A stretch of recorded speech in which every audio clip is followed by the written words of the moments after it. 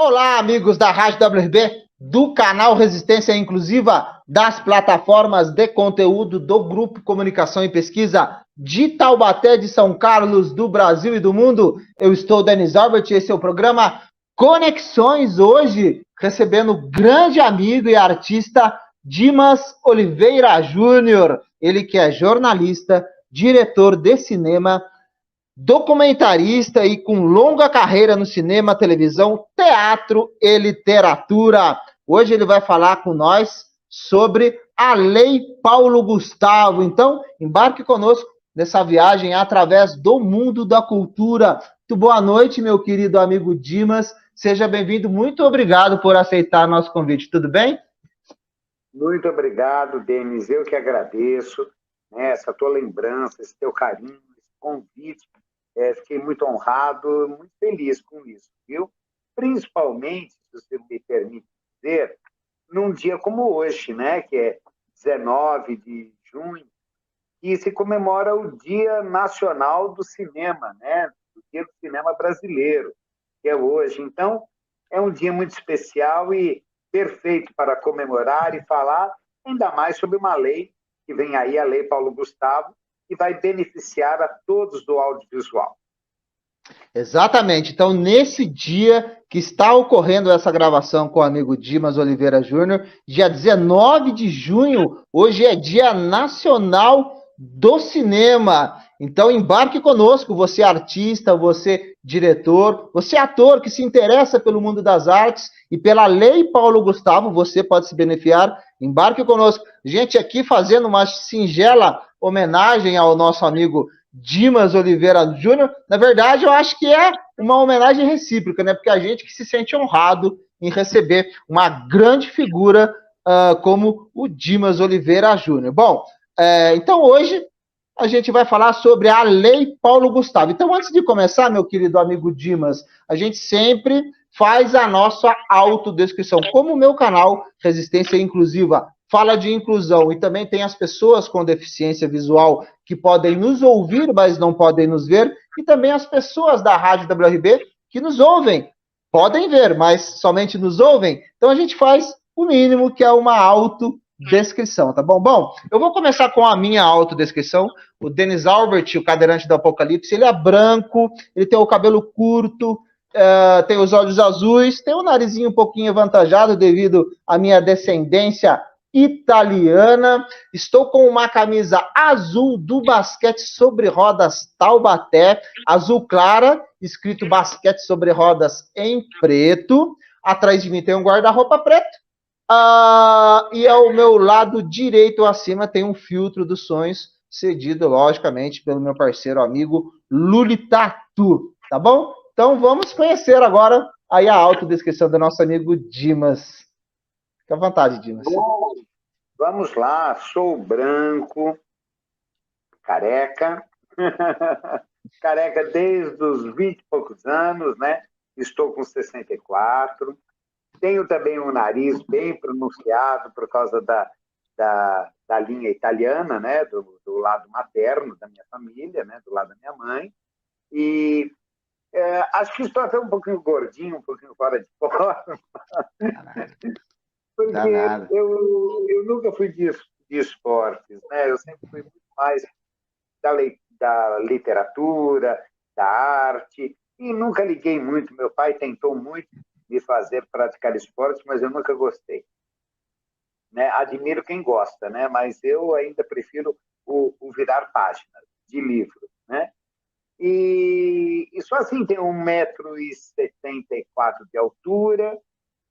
E é isso, a orelha é muito grande, eu acho que minha orelha é grande demais, né? Dizem que é vida longa, então eu espero que seja isso mesmo. Bom, hoje o tema é Lei Paulo Gustavo, a lei complementar 195 da data de 8 de junho de 2022 dispõe sobre as ações emergenciais destinadas ao setor cultural e a serem adotadas em decorrência dos efeitos econômicos e sociais da pandemia do Covid-19. Então, você que é artista, você que é da área da cultura, está interessado na Lei Paulo Gustavo, saber como você pode se beneficiar, Fica aí, embarque conosco nessa jornada. Dimas vai explicar para nós. Bom, enquanto o Dimas fala, a gente vai colocando os slides representativos, demonstrativos, para que ele explane aqui no vídeo e para todos que nos ouçam. Dimas, fica à vontade, o Diego Messias está aqui no comando do Stream Hird e vai começar a colocar aqui a partir do primeiro slide da Lei Paulo Gustavo. Fica à vontade. Perfeito. Bom, do que trata a Lei Paulo Gustavo? A Lei Complementar número 195 de 2022, conhecida como Lei Paulo Gustavo, LPG, não deixa de ser uma homenagem, ao grande artista Paulo Gustavo, que nos deixou vitimado pelo Covid-19, E essa lei ela dispõe sobre a destinação de recursos financeiros da União para estados, para o Distrito Federal e municípios, a fim de que os referidos entes possam realizar editais, chamamentos públicos, prêmios ou quaisquer outras formas de seleção pública na área cultural.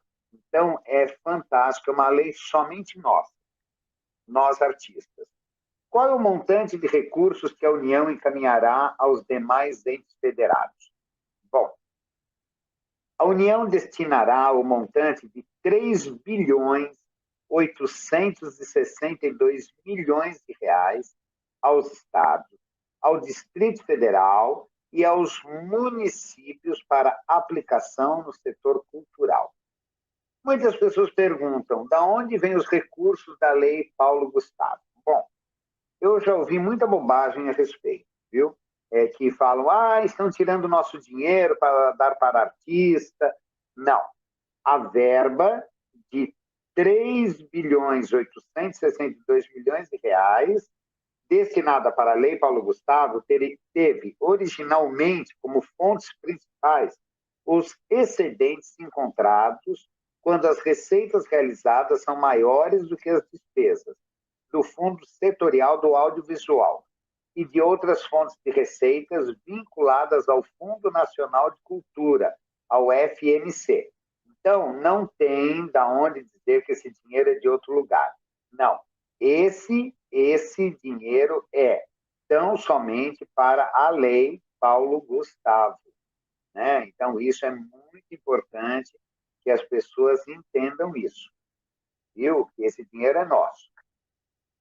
Como foi feito, importante saber também como foi feito o cálculo para a definição dos valores para estados e municípios pela Lei Paulo Gustavo.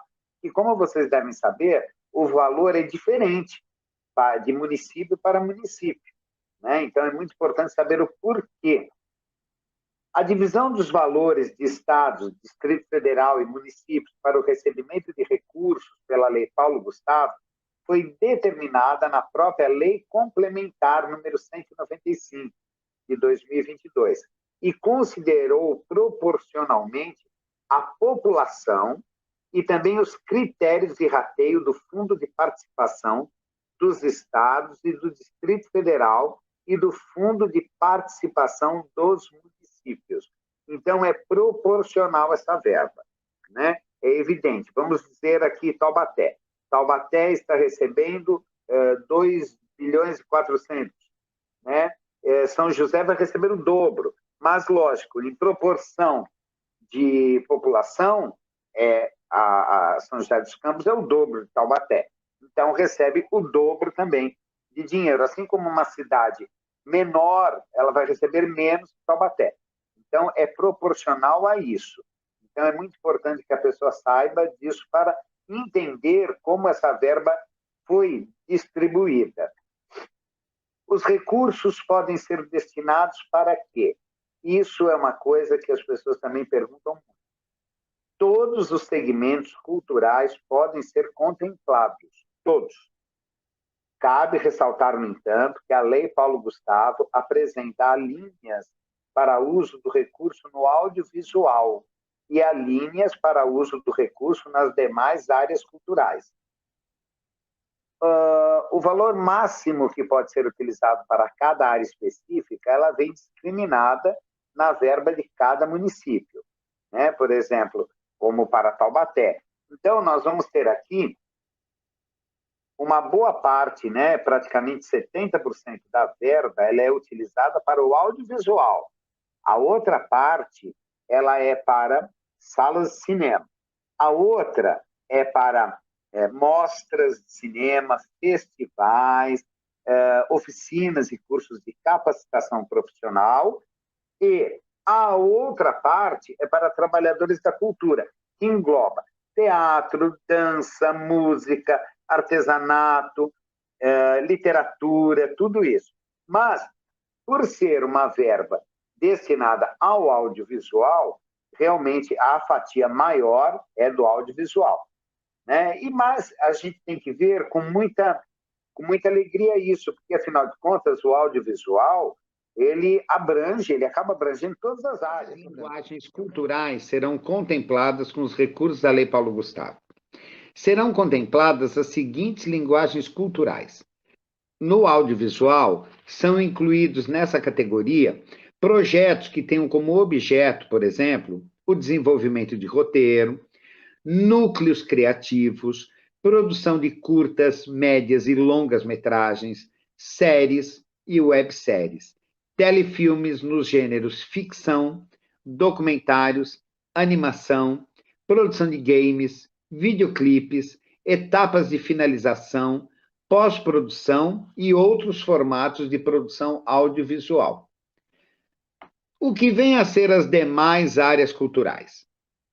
São incluídas nessas demais áreas culturais as artes visuais, a música popular, a música erudita, teatro, dança, circo, leitura, literatura, livros, arte digital, artes clássicas, artesanato, cultura hip-hop, funk, expressões artísticas culturais afro-brasileiras, culturas dos povos indígenas, culturas dos povos nômades, culturas populares, capoeira, cultura quilombola, cultura dos povos e comunidades tradicionais de matriz africana, coletivos culturais não formalizados, carnaval, escolas de samba, blocos e bandas carnavalescos e qualquer outra manifestação cultural. Então, você vê como ele é abrangente, né? É bem abrangente a maneira que a Paulo Gustavo vai estar utilizando,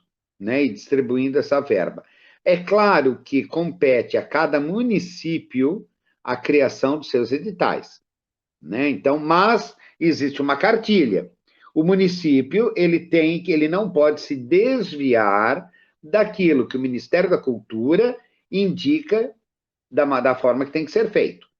Então, isso é muito importante, que o Ministério da Cultura pede, e isso está na regulamentação da lei, para desburocratizar. É isso que, nesse momento, por ser uma lei emergencial, tem que ser desburocratizada. Não adianta, porque não é uma lei Rouanet, não é um PROAC, não é uma lei Aldir Blanc, porque a primeira não teve burocratização, mas agora, daqui para frente, vai ter, né? Porque deixou de ser uma lei emergencial. Agora, a Paulo Gustavo é isso. Então, para a alegria dos artistas, né, vai ser uma coisa feita que vai ser mais fácil para as pessoas. É claro que o artista ele tem que comprovar que ele é um artista, que ele trabalha no meio, tudo isso, né? Então, isso é muito importante. Uma coisa que muita gente pergunta, muita gente tem curiosidade de saber, é com relação a se membros do Conselho Municipal de Política Cultural, Conselho Administrativo, membros de seleção e avaliação ou servidores públicos poderão pleitear o recebimento de recursos. Na execução da Lei Paulo Gustavo, devem ser adotadas medidas de transparência e impessoalidade. Isso quer dizer que as ações têm o dever de imparcialidade na defesa do interesse público, impedindo discriminações e privilégios. Por exemplo, uma pessoa que trabalhou na elaboração do edital local ou que tenha relação familiar direta com um membro da comissão de seleção não pode concorrer. É importante que sejam seguidas as legislações locais sobre essa matéria. Bom, isso é uma coisa que acaba sendo de praxe, né? Em todo e qualquer tipo de chamamento, de edital, as pessoas ligadas, né? Se ela tiver parentes dentro daquela comissão, ela não pode participar, né? Porque senão fica tudo muito fácil, né? E eu acredito que dessa vez nós vamos ter algo assim sem ter nenhum tipo de problema, viu? Com relação a isso. Eu acredito que nós vamos ter uma boa, correta e certa distribuição da verba da Lei Paulo Gustavo. Uma outra coisa também que as pessoas perguntam muito: pessoas físicas ou jurídicas que residam em um município específico poderão participar dos editais em municípios diferentes e em quantos desejar, desde que o edital contenha essa informação de que pessoas de outros municípios podem participar? Olha, não é permitido solicitar e receber recursos em mais de um município ou estado com objeto idêntico. Todavia, é permitido a uma mesma produção audiovisual ter o apoio previsto de mais de um ente federativo nos editais, que prevejam complementação de recursos, devendo ser explicitadas quais fontes de financiamento serão utilizadas para cada item ou etapa da produção.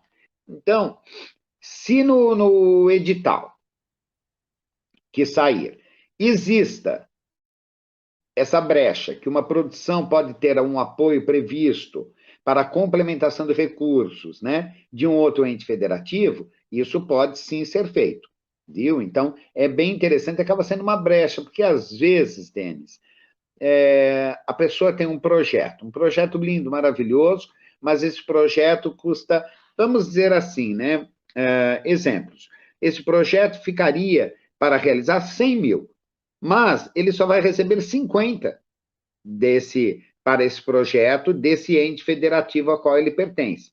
Então, aí, ele pode pleitear recursos de um outro ente federativo para fazer essa complementação. Então, é uma coisa também bem interessante que pode ser feita. Então, como você vê, são brechas, né, que vão acontecendo, e isso é muito importante que a gente realmente saiba disso e que a gente possa discutir quando os editais forem colocados para nossa apreciação. Então, aí vai ser uma coisa bem interessante mesmo para a gente poder fazer isso. Uma outra aqui. Sou gestor, produtor cultural. Como posso acessar os recursos? Sou artista. Como posso acessar os recursos? É possível acessar diretamente os recursos da Lei Paulo Gustavo? Bom, o acesso aos recursos da Lei Paulo Gustavo por produtores, gestores e fazedores de cultura deve ser feito através de concorrência em edital ou demais chamamentos públicos pelos municípios, estados ou Distrito Federal. Não existe repasse direto da União para os fazedores de cultura no âmbito da Lei Paulo Gustavo. Então, não adianta. Você pode ser quem você for, mas você tem que entrar no edital. Você tem que participar para você realmente poder ser contemplado. Então, não adianta. Você pode ser quem você for, mas você tem que seguir as normas, né? Então, isso é muito, muito importante saber também. Como eu faço para receber o auxílio e de que maneira o valor liberado pode ser gasto? Bom, proponentes da sociedade civil, como nós somos da sociedade civil, devem solicitar e receber os recursos de acordo com as definições do edital, que será construído e publicado pelos próprios estados, Distrito Federal e município. Estes editais, por sua vez, devem respeitar as diretrizes da lei. É muito importante que todos os artistas conheçam a regulamentação da Lei Paulo Gustavo, porque a regulamentação ela tem uma série de informações muito importantes para o artista. Então, ele tem que ver aquilo, ele tem que ler, Eu sei, é chatinho, não é muito fácil, não é gostoso ficar lendo decretos de regulamentação de mais de 30, 40 páginas, mas é muito importante nesse momento para o artista saber exatamente até onde vão os direitos dele com relação a essa lei. E não ser, às vezes, até enganado, até no bom sentido, porque às vezes quem fez o edital não tem um conhecimento tão grande assim, né? Por mais que possam se intitular comissões técnicas, mas quem está fazendo isso, muitas vezes, não é artista. E o artista, somente o artista sabe aquilo que é melhor para o artista, né? Então, muitas vezes, o técnico, ele burocratiza, porque ele está pensando em outra coisa. Então, é bom as pessoas estarem por dentro da regulamentação. Como vamos gerir os recursos destinados ao audiovisual, que é a maior parcela em municípios que não possuem salas de cinema, cineclubes, festivais e mostras de cinema? Bom, o rol de possibilidades para a produção audiovisual é bastante diversificado. São incluídos nessa categoria projetos que tenham como objeto, por exemplo, desenvolvimento de roteiro, núcleos criativos, produção de curtas, médias e longa-metragens, séries, webséries, telefilmes nos gêneros ficção, documentários, animação, produção de games, videoclipes, etapas de finalização, pós-produção e outros formatos de produção audiovisual, né? Então, como gerir esses recursos, né? Que é a maior parcela. Bom, a contratação de assessoria para a implementação da Lei Paulo Gustavo será permitida? Qualquer valor ou um percentual máximo por município e estado? Bom, estados, Distrito Federal e municípios podem utilizar até 5% dos recursos para operacionalização da Lei Paulo Gustavo. Então, se Taubaté vai receber 2.400, ela pode usar até 5% desse recurso para contratar serviços, como ferramentas digitais de mapeamento, monitoramento, cadastro e inscrição de propostas, oficinas, minicursos, atividades para sensibilização de novos públicos, realização de busca ativa para inscrição de propostas, análise de propostas, incluindo remuneração de pareceristas e custos relativos ao processo seletivo, realizado por comissões de seleção, incluindo bancas de heteroidentificação, suporte ao acompanhamento e monitoramento dos processos e propostas apoiadas, consultorias, auditorias externas e estudos técnicos, incluindo avaliações de impacto e resultados. Vamos dizer, o município X, ele desconhece tudo isso. Então, o que ele faz? Ele pode contratar pessoas especializadas, pessoas técnicas para desenvolver isso. Inclusive, o que eu acho muito importante são os pareceristas, que nada melhor do que pessoas contratadas de fora para julgar e analisar as propostas. Porque aí não existe aquela, como o interior todo mundo se conhece, às vezes um tem bronca do outro, já trabalhou junto e não deu certo, ele vai se influenciar para votar de uma forma negativa, né? Então, o parecerista, ele é 100% seguro para quem está entrando na Lei Paulo Gustavo. Além do que? Chamamento, consultorias, estudos técnicos, o suporte todo, isso realmente, como eu falo, tem que ser feito por quem entende, viu, Denis? Então, a melhor coisa mesmo é tirar esse 5% e fazer isso. Entendeu?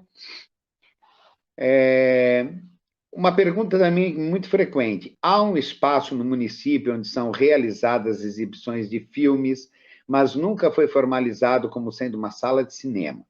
A verba da lei pode ser utilizada, neste caso, para adequar o espaço legalmente e em si, bem como adquirir um equipamento novo de projeção?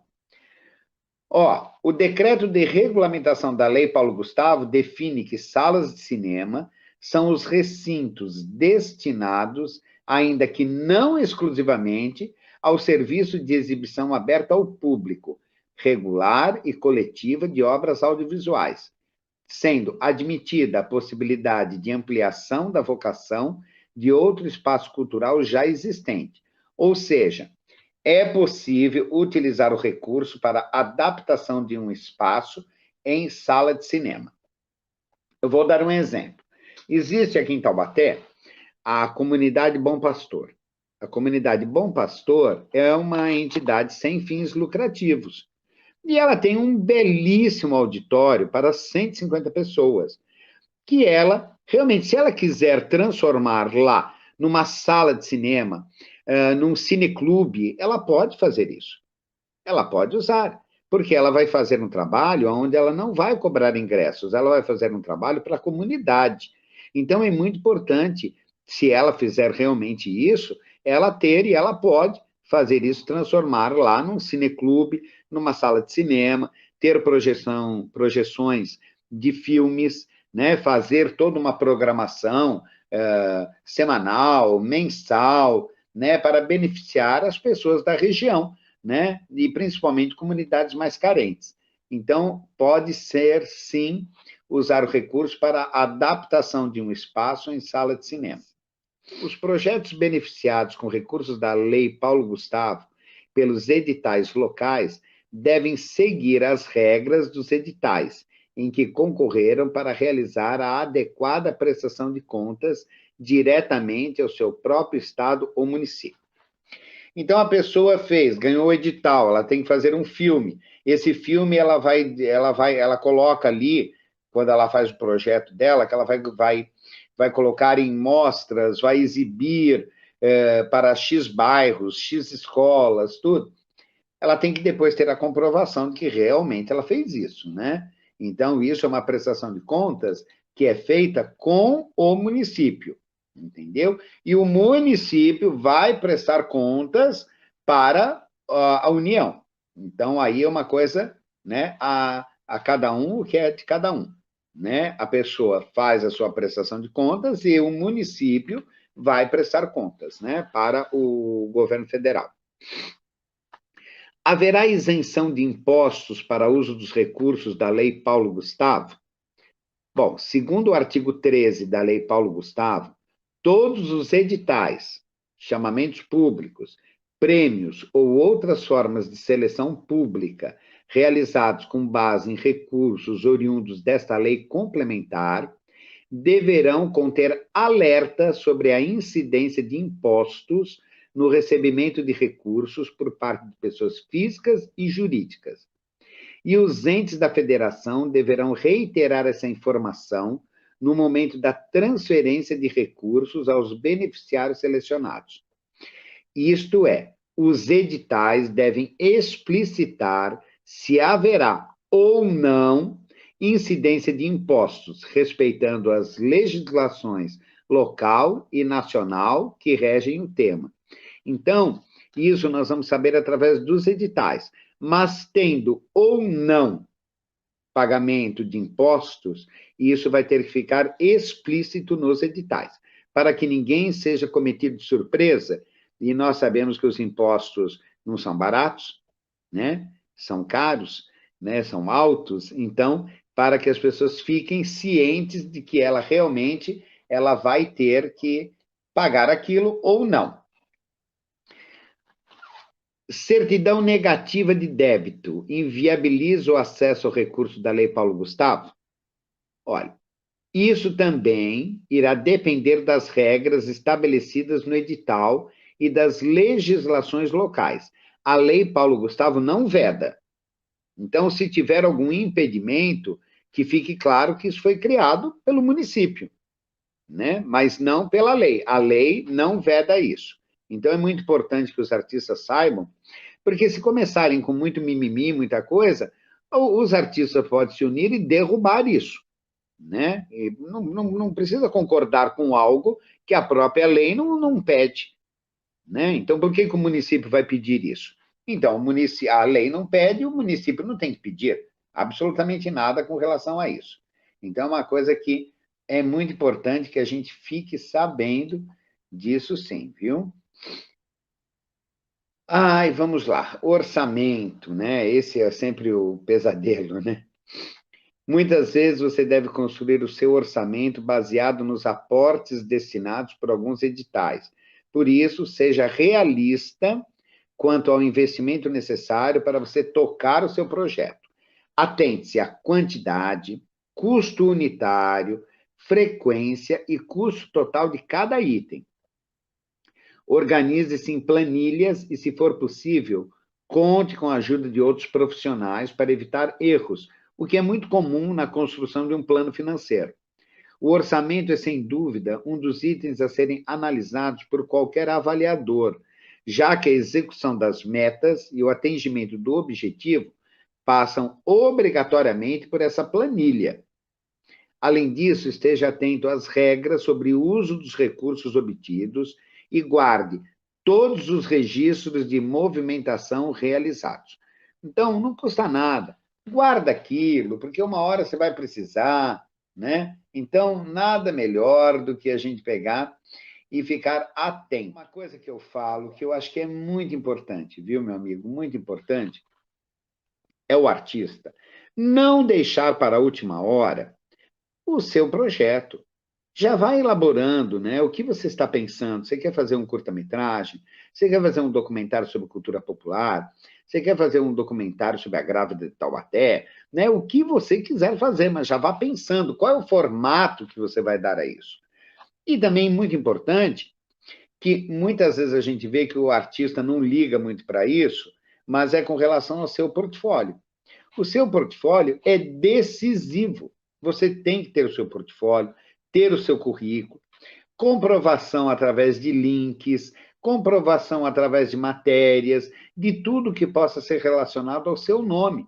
Então, isso é muito importante que o artista saiba e que ele tenha essa preocupação de ir montando o seu portfólio, porque ele vai precisar. Chegou o edital, ele vai ter que apresentar tudo isso. Ele tem que comprovar que ele é artista, né? Até porque quem não é artista não vai gostar de ver que uma pessoa que não é do meio está querendo se aproveitar dessa lei criada para nós artistas e querer receber alguma coisa. Então, nós temos que ver, né, há quanto tempo essa pessoa trabalha, né? Qual é o currículo dela, o que ela já realizou. Porque não é só você levantar, cair do berço, bater a cabeça e falar, sou artista, né? Ah, eu sou cineasta, né? Peraí, você é cineasta? Como assim você é cineasta? O que você já fez? O que você realizou? Né? Uma coisa é isso, eu acho que a lei, né, os editais, eles têm que ser um tanto quanto seletivos com relação a isso, né? De ver a proposta, se é uma proposta realmente 100%, e outra também, quem essa pessoa vai empregar. Porque eu não faço um filme sozinho, eu tenho que contratar pessoas.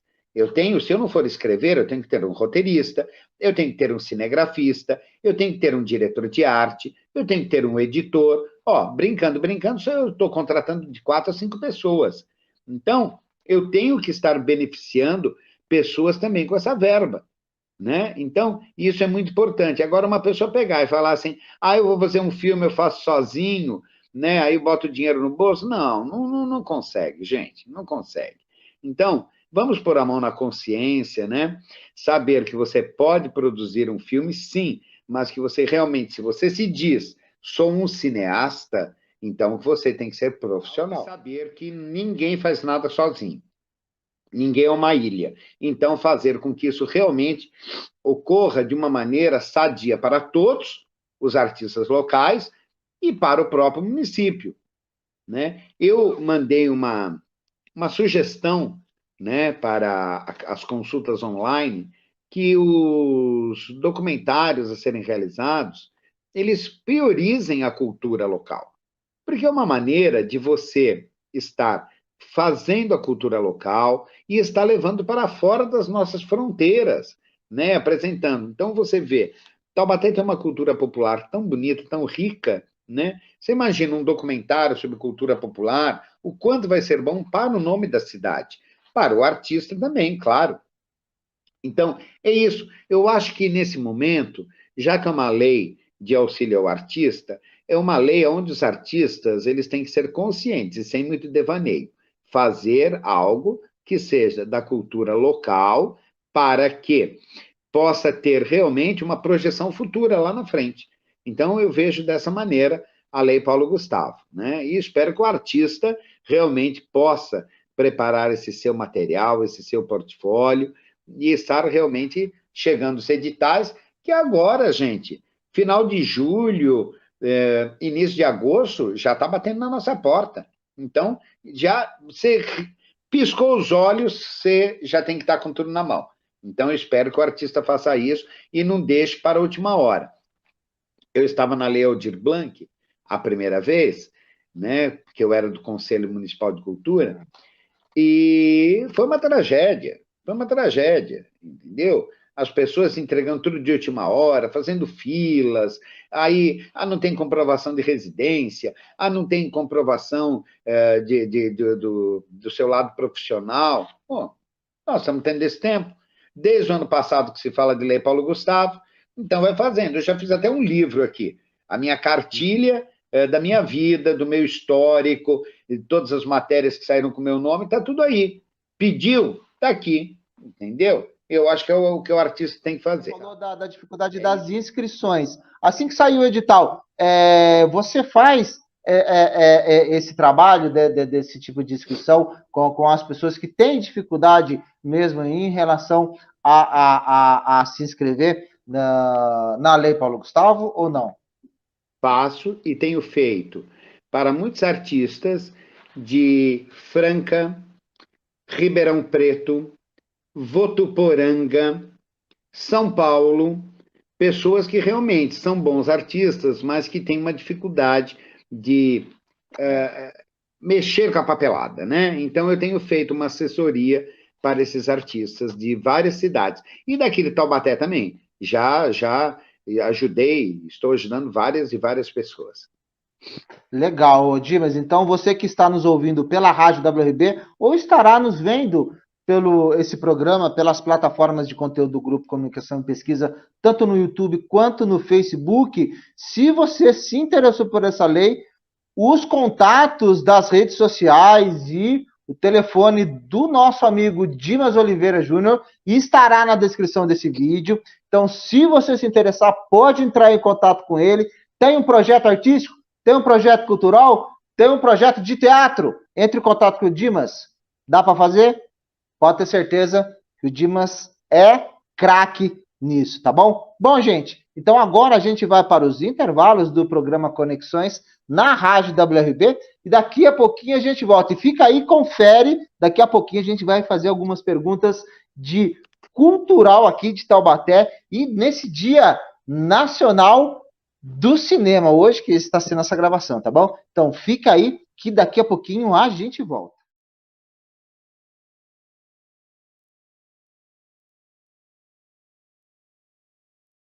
E estamos de volta com o programa Conexões, hoje recebendo o amigo Dimas Oliveira Júnior, ele que é jornalista, diretor de cinema, documentarista, ator, escritor, apresentador, né? Tem uma longa carreira aí no cinema, na televisão, no teatro e na literatura. Estamos conversando hoje sobre a Lei Paulo Gustavo. A gente falou no primeiro bloco, né? Tudo que contempla essa lei. E agora, a gente, se vocês tiverem alguma pergunta, alguma dúvida para colocar aqui para o nosso amigo Dimas Oliveira, podem deixar aqui na descrição, ou vocês aí da Rádio WRB, podem enviar para ele aqui nos contatos que iremos deixar, que tenho certeza que ele responderá com o maior carinho. Bom, então vamos lá, Dimas Oliveira Júnior, hoje falando sobre arte e cultura. Meu amigo, nesse Dia Nacional do Cinema. Para você, qual a importância que você vê de Taubaté para o cinema e a cultura nacional? Bom, a importância de Taubaté para a história do cinema nacional é inegável. A gente pode falar do Mazzaropi, da produções da Amácio Mazzaropi, né, a famosa Pan Filmes, que veio para Taubaté em 1958. Saiu de São Paulo, da capital, e veio para o interior, veio para Taubaté. Quantas longas metragens o Mazzaropi fez em Taubaté. Ele criou a Pan Filmes, e é o que eu sempre falo, o grande erro do Mazzaropi, o grande erro desse homem, foi não ter tido herdeiros que levassem esse caminho para frente, entendeu? Que o audiovisual poderia ser a maior indústria do Vale do Paraíba, né, daquele Taubaté. Então, esse foi o grande erro do Mazzaropi, né, não ter deixado herdeiros para administrar tudo que ele deixou, a fortuna que ele deixou na arte audiovisual brasileira. Nós também não podemos esquecer, também, além da Pan Filmes, do Amácio Mazzaropi, quem nós temos? A Maristela Filmes, que ela teve sede em São Paulo, no bairro de Jaçanã, mas ela foi formada por Mário Aldrá Júnior e Arthur Aldrá, que eram filhos do Dr. Mário Aldrá, que era dono da Fita e Juta, né, da Companhia de Juta Taubaté. Então, eles fizeram cerca de 20 longas-metragens que fazem parte da história do cinema nacional. Então, a Maristela Filmes, que até aqui em Tremembé tem a Fazenda Maristela, por isso que a companhia Maristela Filmes, Maristela Cinematográfica, tem esse nome, né? Em homenagem aqui à Fazenda Maristela, que era da família. Uma fazenda que foi de freios trapistas, mas que hospedou até astros e estrelas de Hollywood, quando vinham para o Brasil. Isso tudo sendo recepcionados pela família Aldrá e pela família Guizar. Então, também essa importância de Taubaté nessa história cinematográfica, com pessoas de Taubaté, formando a Maristela Filmes, né? A cinematográfica Maristela. Aí a gente começa a ver, quem mais nós temos, né? Bom, nós temos o Luiz Alberto Pereira. Luiz Alberto Pereira, daqui de Taubaté, famoso diretor que fez Randstaden, né, que representou o Brasil em Portugal no aniversário, né, nas comemorações de 500 anos da descoberta do Brasil. Né? Então, o Luiz Alberto fez o Randstaden, que é um filme em idioma tupi-guarani, maravilhoso. Foi em 1999, eu acompanhei as gravações que foram em Ubatuba, foi construída uma aldeia indígena, uma produção digna de Hollywood.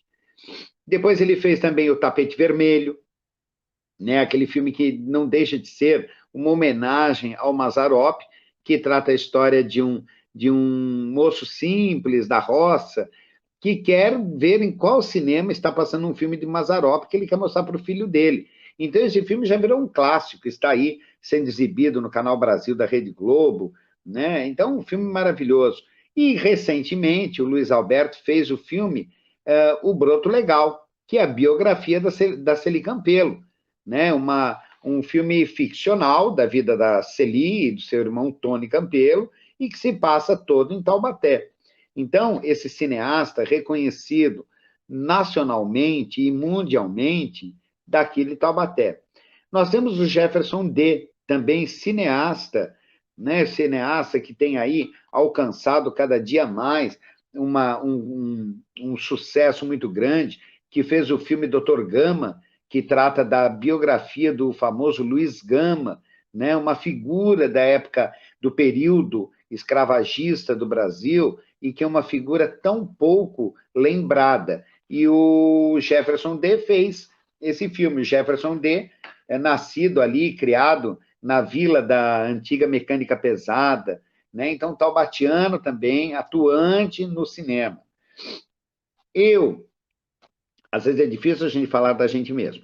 Eu comecei em 1976, né? Onde eu fiz um filme chamado Helena, né? Helena, uma adaptação do romance de Machado de Assis.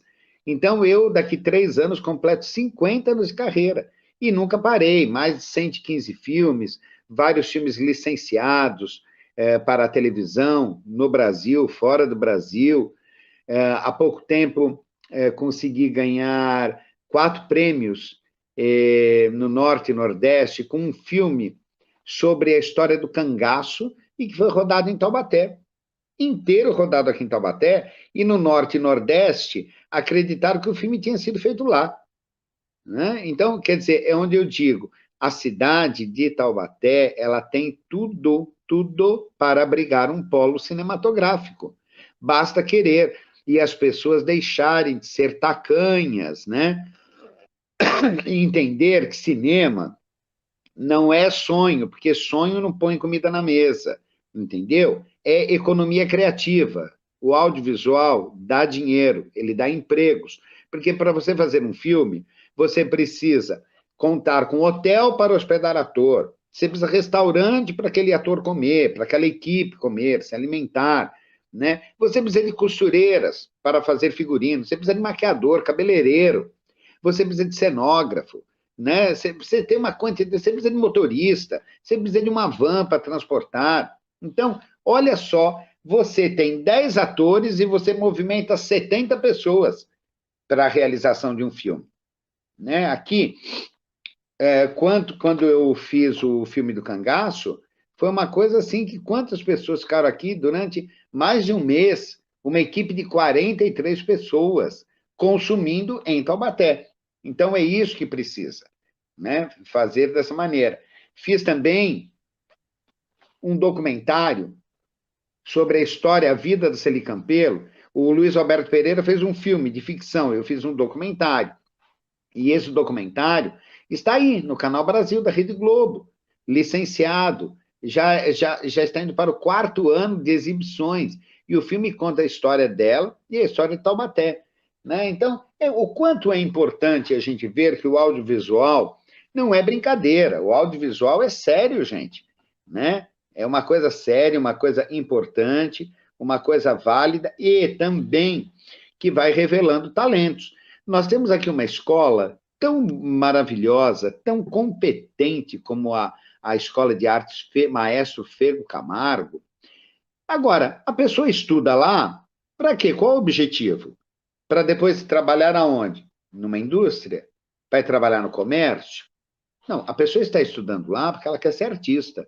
Ou ela quer dançar, ou ela quer fazer teatro, ou ela quer fazer cinema. Então, por que não aproveitar esse elenco local para trabalhar, ter um direcionamento para essas pessoas poderem também fazer trabalhos no Rio de Janeiro, em São Paulo, quem sabe entrar numa emissora, né, de TV, como a Simone Soares, atriz taubatiana, que conquistou, fez aí quantas novelas, quantos filmes ela realizou, né? Então, eu acho que isso, a Renata Sayumi também, né, que foi da televisão também, taubatiana, a nossa Hebe Camargo, rainha da televisão brasileira, né, e eu conto muito disso aí no meu livro, Mulheres Taubaté, né, que vocês estão vendo aí a capa do livro. Está na tela. Né, para quem está nos assistindo na Rádio WRB, e claro, quem está nos vendo aqui pelo vídeo, está aí o livro do nosso amigo Dimas Oliveira Júnior, Mulheres de Taubaté, Pioneirismo e Sensibilidade. Sensacional, Dimas. Obrigado. Foi um trabalho que assim eu fiz com muito carinho, né? Lembrando, né, de quantas mulheres pioneiras. Porque eu sempre falo, sabe, Denis, o grande mal do Brasil não é inflação, o grande mal do Brasil é um único, é falta de memória. O Brasil padece de falta de memória. O Brasil parece que tem ranço com quem faz sucesso. Assim como teve ranço com a Carmen Miranda, ranço com a Sônia Braga, com o Rodrigo Santoro, entendeu? Porque eles não acreditam que alguém pode ir lá para fora e vencer, né? E fora que o que estão aqui, a memória é apagada. Ninguém sabe quem é ninguém. As pessoas não estão nem aí. Hoje você conversa com muitas pessoas, você fala de Lia de Aguiar, a pessoa não sabe quem é. Você fala de Madalena Guizzara, Jacira Manara, pessoas assim tão importantes na história cultural da cidade de Taubaté, e são o quê? São relegados a nada. E se bobear, meu querido, ainda o que existe vai para o lixo. Entendeu? Porque as pessoas não estão nem aí em preservar a memória, em cultuar, porque eles são um exemplo para nós, né? E para as futuras gerações. Você vê, Monteiro Lobato vai sair uma Lobatolândia em Atibaia. Agora, veja o seguinte, qual é o vínculo Atibaia com Monteiro Lobato? Nenhum. Mas Taubaté não faz. Não faz. O porquê que aqui nós temos o sítio, que eu sempre falo, não é nosso. ele pertence ao Estado de São Paulo. Nós temos uma concessão de uso, entendeu? Que a partir do momento que também eles falarem lá, não, nós que vamos administrar, acabou, né? Então, nós não temos nem isso. Agora, o que tem ainda é muito pouco que é feito lá, com muito sacrifício por parte do pessoal da área de museus, né? Que o gestor é o Paulo Roberto de Oliveira Júnior, né? Que ele faz um trabalho excelente, mas ele tira do bolso também, a maior parte das vezes, porque não existe algo para se investir em cultura aqui em Taubaté. Você vê, quando eu era secretário de Cultura, quando eu fui secretário de Cultura, eu saí de lá em outubro do ano passado, eu criei o Festival de Literatura. Eu saí e cancelaram o Festival de Literatura. Eu criei o Festival de Filmes Curta-Metragens. Eu fiz o primeiro, eu estava lá, o segundo eu deixei encaminhado, mas quem garante que vai ter um terceiro? Acredito que não vai ter também, né? O cinema do Centro Cultural para exibições de filmes, para estar fazendo com que o audiovisual adquirisse força, não é mais cinema, entendeu? Então, é o que eu falo. Aqui, as pessoas elas têm a péssima mania de destruir, de acabar com o passado, com a tradição, e também não querem evolução. Não querem evolução. Para que evoluir? Né? Para que você caminhar para frente? Agora, aí você encontra uma cidade como Caçapava, vizinha nossa, menor que Taubaté, que está dando todo incentivo para a criação de um polo cinematográfico lá. E isso é assustador, porque você olha Pindamonhangaba, o estágio que está culturalmente. Você vê Caçapava como está crescendo. São José dos Campos não se fala. Isso nem se fala, né? São José é a São Paulo do Vale. E aí você vê Taubaté caminhando, mas para trás. Não tem, entendeu? Então, isso é muito negativo. Me perguntam, por que Pindamonhangaba está com esse avanço cultural tão grande? Primeiramente, o Alcemir, secretário de Cultura, é uma pessoa de cultura. É uma pessoa de cultura. Não adianta eu querer pleitear o cargo de secretário de Saúde, porque eu só vou fazer bobagem lá, entendeu? Então, eu não vou pegar o cargo de secretário de Mobilidade Urbana, a troca de, eu trabalhei na eleição, então eu tenho um cargo. Ou então, olha, eu sou vereador, eu trabalhei, mas eu sou dono dessa secretaria. Então, não tem. Enquanto existir isso, né, porque nós estamos em Taubaté vivendo ainda no século XIX. Aqui quem manda é coronel, ou amigo do coronel, entendeu? É isso que acontece aqui na cidade. Então, a cidade é uma cidade de retrocesso. É uma cidade que a cada dia, lógico, você tem tanta coisa para falar, você fala dos buracos, da falta de uniforme, né, da falta de iluminação, tudo, que a pessoa fica tão cansada, tão desgastada, que ela nem lembra o quanto a cultura acabou. Né? Não tem cultura aqui. Não tem. Né? Você vê, nós temos, eu não vou citar nomes, mas tem uma senhora que se intitula algo da cultura, que ela nem trabalha, ela não sabe nem o que é cultura. Agora é o que eu falo. Você quer saber quem é da cultura? Vamos fazer uma roda? Vamos fazer um questionário? Vamos fazer um bate-papo para saber o que é cultura? Como se trabalha a cultura? O que é cultura? Né? Então, aonde nós vamos encontrar pessoas assim? Né? Então, você tem que ter pessoas reais. Não é só ganhar o salário, ou eu sou amigo do vereador, entendeu? Ou eu sou amigo do prefeito, eu sou amigo de alguém do gabinete. Não. Enquanto continuar assim, Taubaté será Taubaté. E vai ficar batendo palmas para Pindamonhangaba, para Caçapava, para Jacareí, para São José dos Campos. Porque aqui a cultura está sendo morta e sepultada dia a dia. É uma situação que eu vejo aqui em Taubaté, tanto em relação à cultura e que você acaba de relatar, mas também em outras áreas. Infelizmente, Taubaté não dá o devido valor às suas pérolas, tanto culturais quanto de personalidades, né? Então, é bem complicado. Bom, gente, você está assistindo o programa Conexões, hoje conversando aqui com o amigo Dimas Oliveira Júnior, ele jornalista, diretor, cineasta, documentarista, né? Dispensa apresentações. A gente está falando sobre arte e cultura. Meu querido amigo, eu faço questão de, antes de fazer essa pergunta, ler esta frase magnífica do seu livro. Ouvi desde a tenra idade que o tempo é veloz, mas quem passa, na verdade, pelo tempo somos nós. Meu querido, eu estou passando pelo tempo, todos nós estamos passando pelo tempo. E eu não tinha tido contato ainda um pouquinho mais profundamente com as artes cênicas. Tá aqui o livrinho O que é ator e o que é teatro, cedida pelo meu amigo professor Luiz Faria, que inclusive logo temos aí projetos muito bons culturais aqui para Taubaté. Mas eu, pesquisando, vendo o que é teatro, vendo o que é ator, eu acabei descobrindo a relação do personagem proposto pelo autor,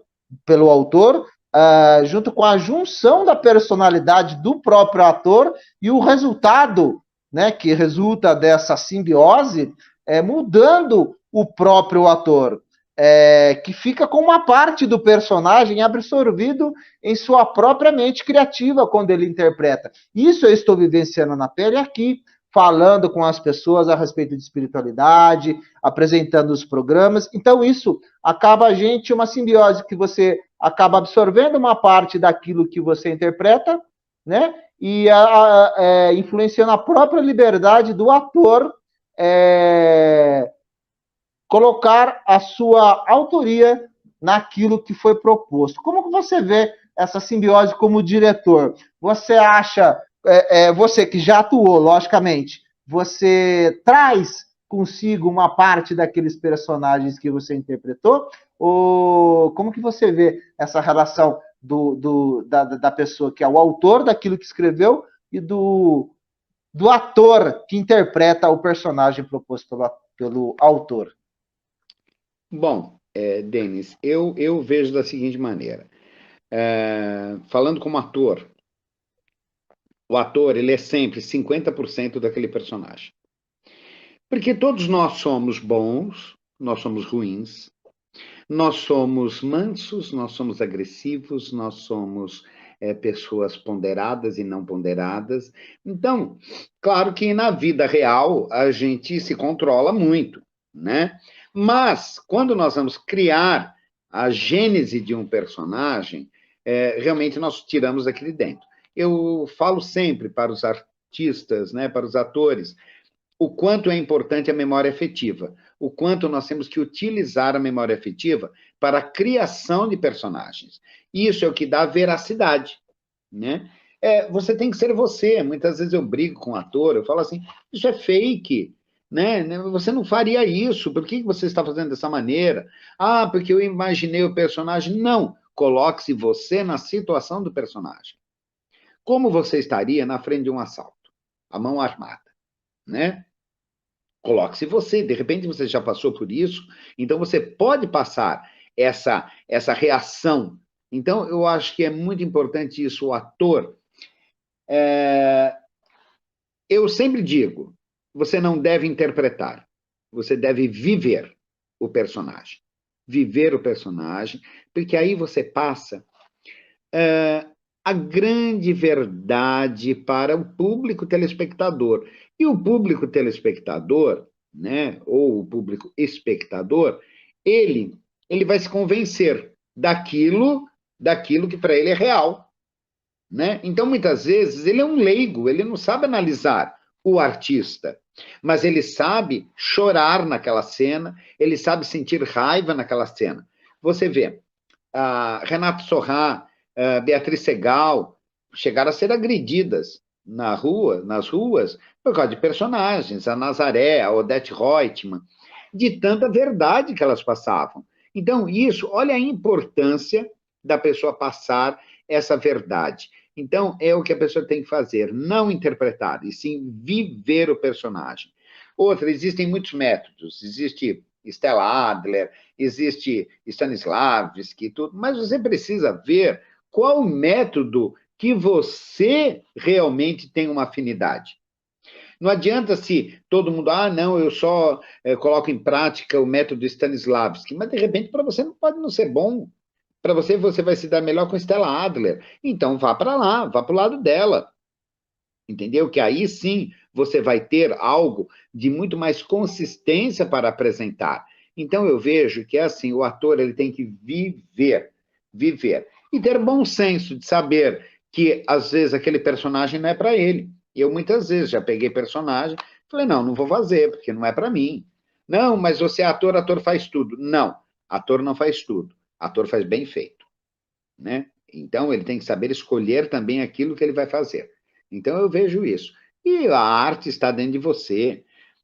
E uma coisa também que eu vejo muito importante, não adianta beleza, perfeição física e tudo, o que importa é o interior da pessoa, a sensibilidade, como ele vai fazer realmente as pessoas acreditarem, se emocionarem ou rirem com aquilo que elas vão assistir nas telas, ou seja, na telinha ou na telona, mas a pessoa tem que acreditar naquilo.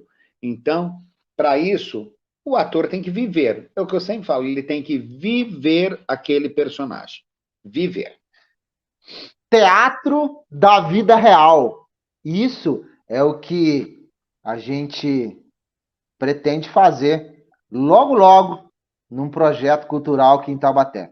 Pode esperar, vem novidades por aí. Bom, meu amigo Dimas Oliveira Júnior, você sabe, não posso deixar de mandar um beijo da minha mamãe, Neuza, do Bonfim, para você. Ela é especial, ligou para mim aqui antes da gravação deles. Fala para ele que eu sou que eu sou da terra, eu sou pé preto, de tufa. Daí ela pediu para que eu transmitisse todo o carinho que ela sente por você, que ela acompanha assiduamente seu programa. A gente sempre está acompanhando o seu programa Cacique Cultural, diariamente às 13 horas, correto? Hoje não Isso, teve, né? diariamente Hoje às não teve. 13 horas, lá no Cacique, na Rádio Cacique Taubaté. Né? E Na depois fica Rádio também no Cacique também. Facebook. É, Sim. e eu quero mandar um beijo aqui para a Neuza, sua mãe, criatura maravilhosa, sempre acompanhando, né, o programa. Então, um beijo carinhoso para a Neuza, para o seu pai também, uma pessoa tão admirável, que eu gostei tanto de conhecer, um homem que eu vi tão preocupado com a cultura, com a história de Taubaté. Meu grande abraço também para ele, viu? Obrigado, Dimas. Inclusive, esse livro especial do Dimas, que é o Mulheres de Taubaté, Pioneirismo e Sensibilidade, foi dado para meu pai. É que, né, papai é papai, né? Daí eu tomei posse da benção. Falei, pai, presta para mim essa benção que, né, a gente quer também se informar aqui e saber das grandes mulheres aqui de Taubaté. Mas a pergunta é, você acha que a dona Neuza do Bonfim tem algo dessas mulheres pioneiras de Taubaté? E daí você pode falar um pouquinho dos trabalhos que você está realizando no momento, das palestras, e daí você fica à vontade para falar do que os trabalhos atuais que você está realizando, tá bom? Bom, primeiro a dona Neuza, ela tem tudo, né? Ela tem fibra, ela tem personalidade, ela tem bom humor e ela tem esse encantamento, né? Que é tão maravilhoso que a gente fica realmente apaixonado, né? Pela maneira dela ser. Então, ó, dona Neuza, logo, logo no meu próximo livro, hein? Não vou esquecer da senhora. E é promessa feita, hein? Então vamos lá, agora o que eu estou fazendo no momento? Bom, além de fazer essa assessoria da Lei Paulo Gustavo para tanta gente, nós estamos gravando um filme aqui em Taubaté, nós estamos já na terceira semana, que é o filme Beatriz, com o elenco de São Paulo, mas a técnica é taubatiana, né? O pessoal daqui de Taubaté. Eu quero mandar também um grande abraço para o Marcelo Caltabiano, para o Rafael Prando, que fazem parte dessa equipe, né? E para a Luana Dias, né? Que é a produtora do filme e a atriz. Um grande abraço também para a Amélia Mussi, que está apoiando, né? Com as locações dos cenários, né, do filme Beatriz. Então, estamos fazendo esse filme, que vai aí, o planejamento dele é ir para a Amazon, né? Então, o pessoal está correndo muito para que isso seja um filme de muita qualidade que vá para a Amazon. Então, vamos ver, né? Vamos torcer, né? O filme, a gente sempre quer o melhor, né, para o filme, e vamos ver aí o que vai acontecer, né? E, deixa eu ver, além disso, escrevendo o livro, né, sobre a cantora Emilinha Borba, que este ano é o centenário dela.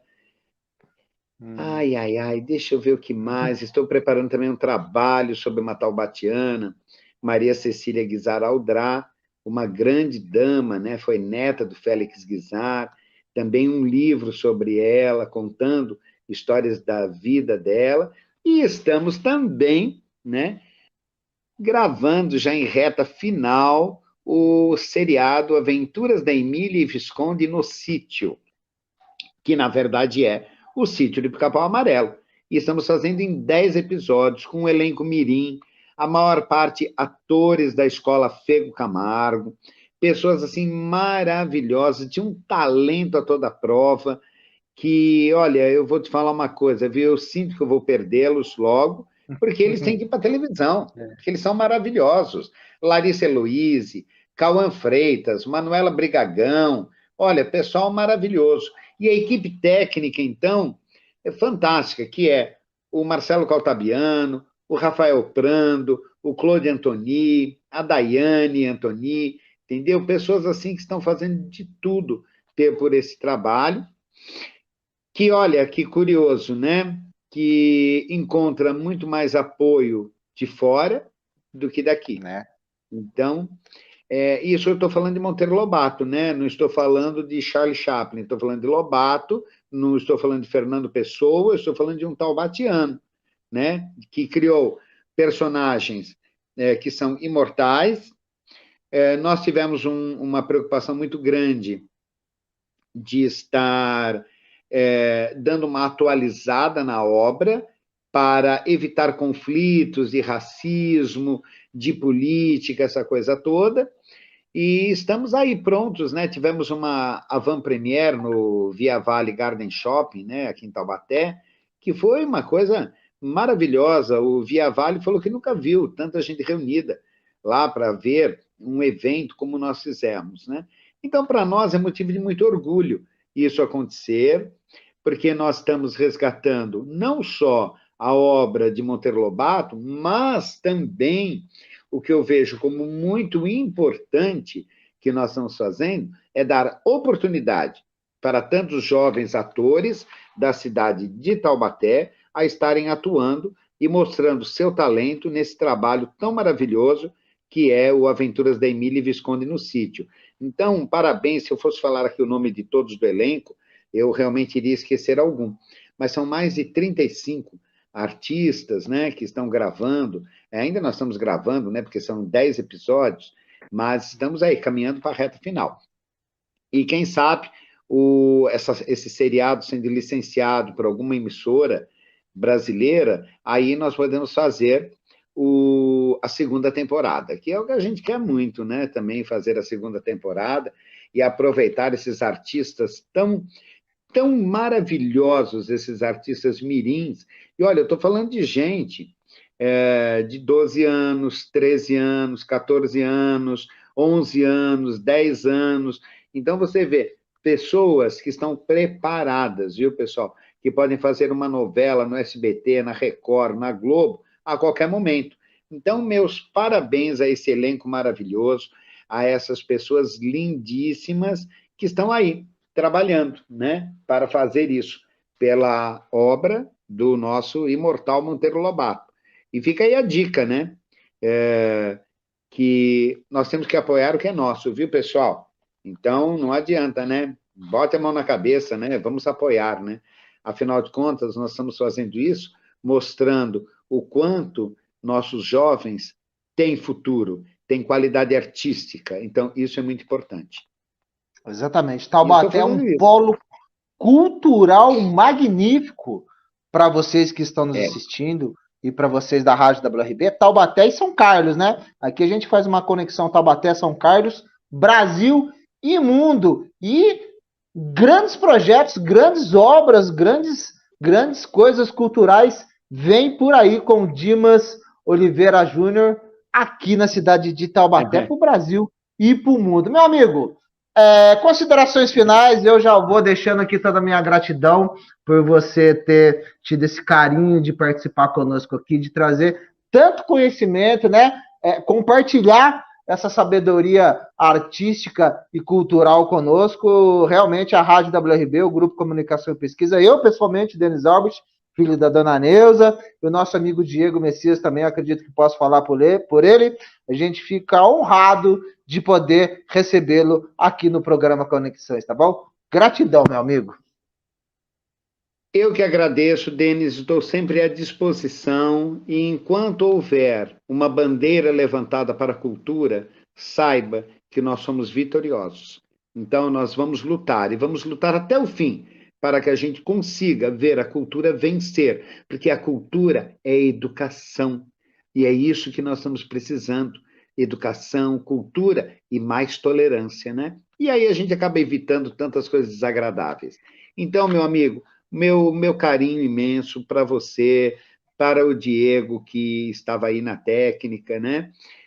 Para os seus pais tão maravilhosos, e por você ser esse ser humano maravilhoso, e lembrar e ter me chamado para esse programa que eu amei, e espero que depois ele fique, né, disponível, né?